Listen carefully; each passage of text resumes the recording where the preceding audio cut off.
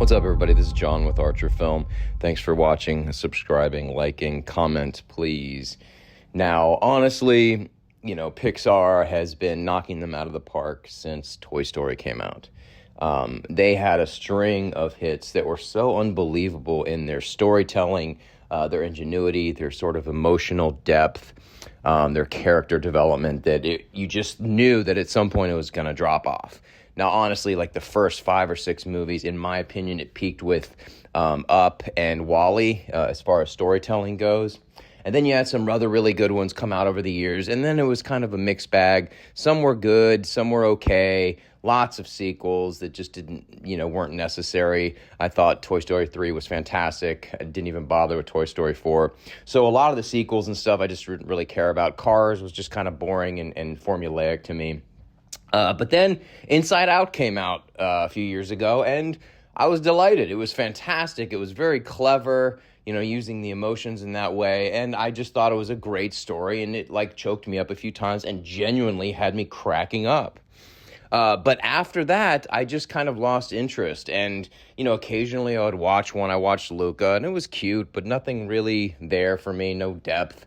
And then a couple others came out, and I just didn't bother to watch them. I was just like, it just, Soul, again, it had some great moments, but for the most part, it just seemed mediocre to me. There just was nothing special. So when Inside Out 2 came out, I was a little reluctant, even though people said it was great, grossed $1 billion, whatever. And I was like, all right, well, I did like the original, so let's check out the sequel. And I will be honest, I didn't laugh a lot during this movie. I chuckled a couple times, usually when embarrassment was pulling the strings tight. And, of course, sadness is really funny. But other than that, I just didn't really find it all that funny. Now, you can say it's geared towards kids. It is PG, so maybe. And I think the more important thing is, it may not have had a lot of laughs for adults, but it had a ton of heart, and it had me choking up multiple times. And there was a depth to it and a sincerity and a cleverness. Honestly, think a lot of insight into human behavior and what it means to be a human being that I thought was absolutely brilliant. Some of these ideas, the ideas of pushing the bad memories into the back of the mind, as if they're not going to all come back to haunt you at some point. That was a fantastic take. Also, that idea of the bad memories becoming solidified and turning into bad beliefs, or not bad, but negative. So negative memories becoming negative beliefs. I thought that was a very strong point and very powerful. And then one of the moments is when joy is maybe this is what it means to be an adult, is there's less joy in your life. And that one hit me hard. I'm going to be honest with you. That one was tough because it's absolutely true. And so moments like that with those sort of elements of deep insight into human behavior and psychology were outstanding to me.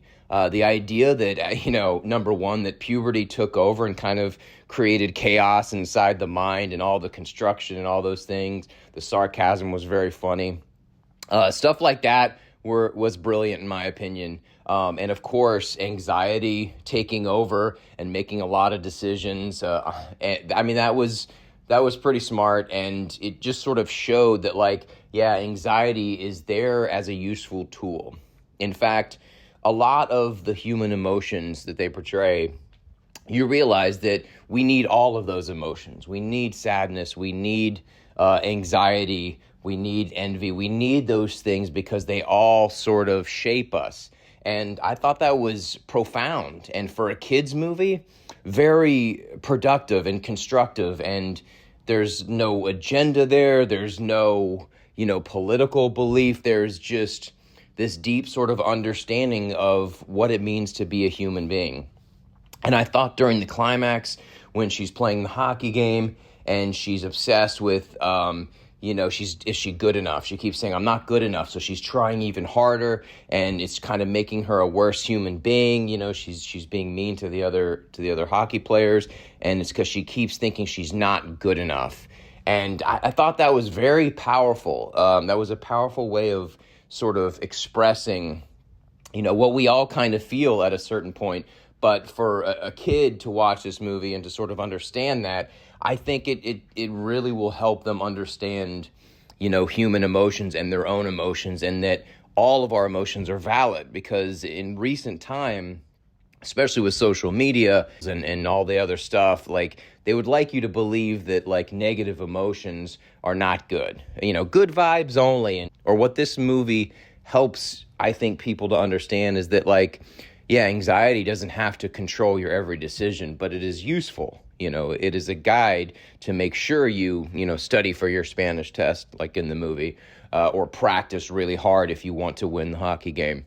Those things are very important, and I think we don't get enough of that in society right now, that idea that even negative emotions are useful and there's a purpose for them.